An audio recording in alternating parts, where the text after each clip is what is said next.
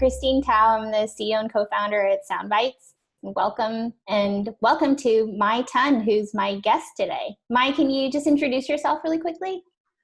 Hi there, everybody. My name is Mai Ton. I live out in New York City, and I've been the VP of HR for 6 different technology companies. 20 years of experience, and have never witnessed what we're going through today.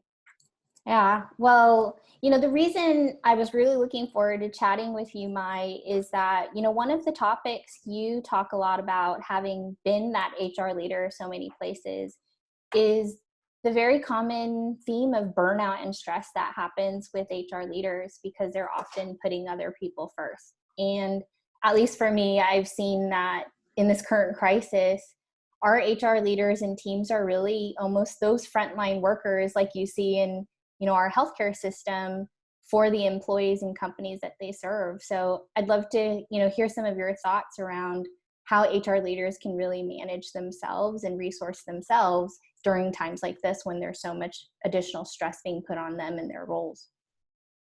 Yeah, so first of all, I think that HR leaders in general are so used to taking care of everybody else that they forget about themselves, or they leave very little space for themselves. Recently, I've been talking to a lot of people leaders who've had to step up and sort of own internal communications and think about the future strategies. This COVID-19 pandemic is real, and real-time decisions are being made so that the decisions you make today might be different from the ones you make tomorrow. And that carries with it already a stressful load to bear. And so for me, in my personal life, I've burnt myself out from working so hard at various different companies, building companies. And I learned the hard way that the safety rules on an airplane are real, so that you should put on your oxygen mask first before you can help everybody else.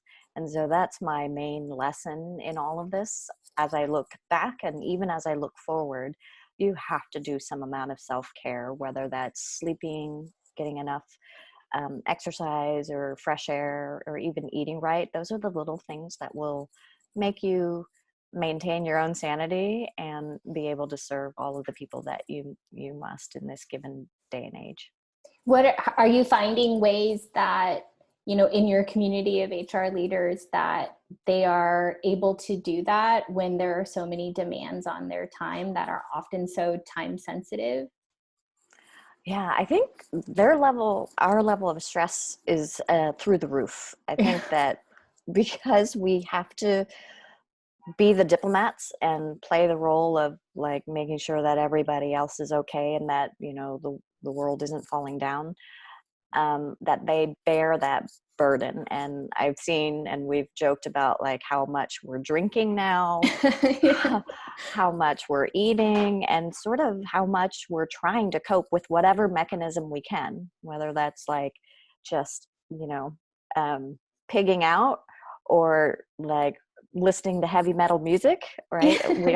We all have different coping mechanisms. And I think that is what's coming across very clearly with some of my own people leader colleagues in both New York and San Francisco areas.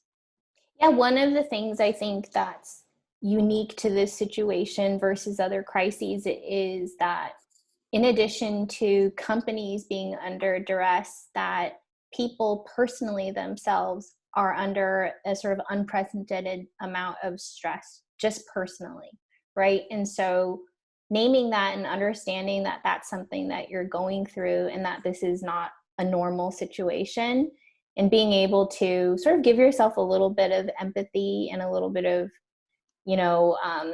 grace, I think during times like this can be a way that you can find ways to be able to, as we said at Sounding Board, resource yourself in order for you to be able to resource others. Yeah, for sure. I just feel like, if I can say this, I'll give you like my realistic thoughts, and then I'll give you something as a silver lining. But realistically, I don't think anybody quite knows what they're doing yet. They are making up things as they go, as in, the business environment has changed.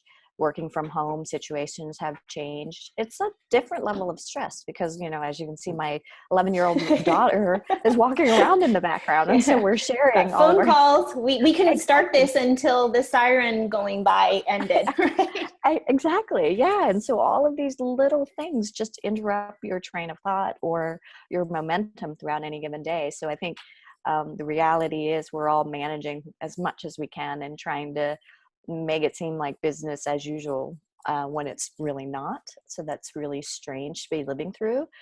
But I think the silver lining in some of this is, I don't know about you, but on some of these Zoom calls, it's nice because I just met your daughter Hannah and you just saw my daughter Emma. That's And, right. you know, these are the moments where we're human together, right? We're managing our workloads and our family. And even though we're supposed to be distancing from one another, I think the time for human connection is now.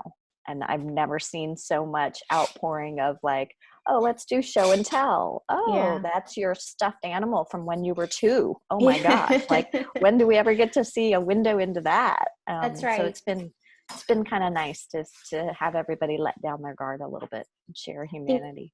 Well, in that sounding board, we talk a lot about authenticity and leadership. And it's almost like this situation has accelerated having to bring that authenticity into the way you engage with others because, you know, to be honest, there's no way to hide it, right? When things are coming in and out of your work life at all times.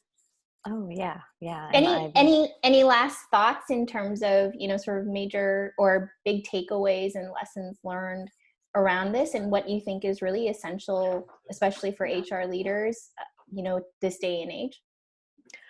Yeah, I think the need for human connection is actually more important now than at any point. You know, for those CEOs and other leaders who didn't think that people who could work from home and still get a lot done, you're seeing that, you know what, the world has changed.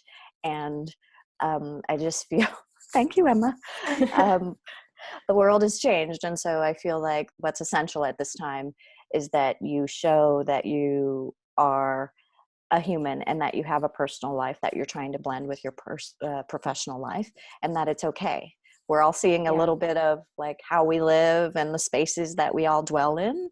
And I think that's important to recognize that that's what matters right now.